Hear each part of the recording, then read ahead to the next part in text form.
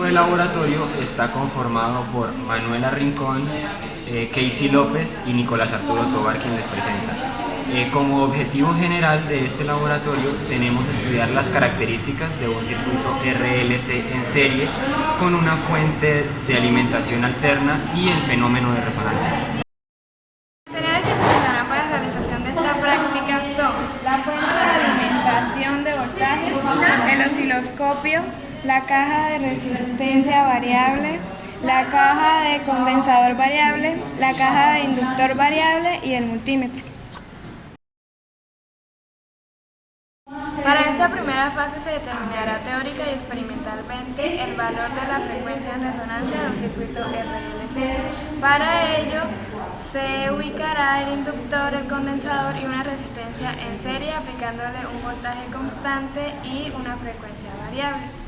Luego se calculará el valor teórico de la frecuencia en resonancia y este se ubicará en el circuito al igual que un valor de voltaje.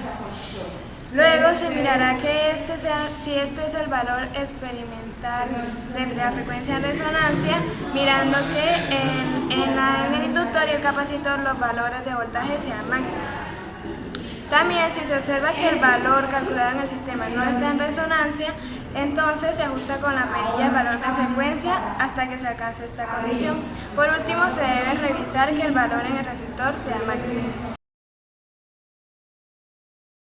En la segunda fase estudiaremos la variación de la frecuencia dada por la fuente de voltaje AC y su efecto sobre el voltaje y la corriente eficaz.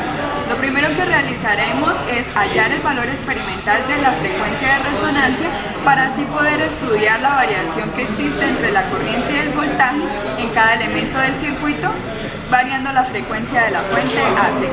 Para esto se variarán los valores por encima y por debajo del valor de la frecuencia de resonancia calculado en la fase 1.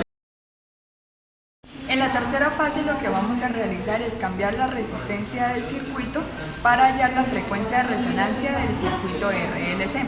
Entonces lo que realizamos es utilizar otro valor de resistencia R' y repetiremos las mismas fases, fase 1 y fase 2 de las metodologías anteriores.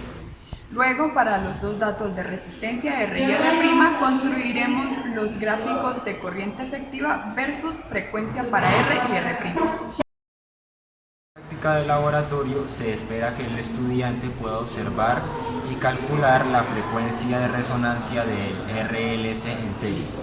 Con la teoría suministrada se va a poder calcular los desfases en las cantidades físicas medidas.